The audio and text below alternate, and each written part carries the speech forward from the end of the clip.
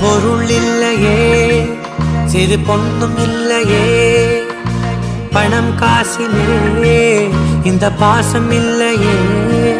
அன்பான மகள் வந்தார் அம்பானி நானாகிறேன்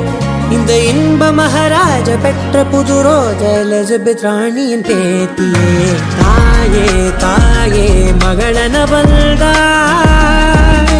தந்தை சிந்தை நலமுற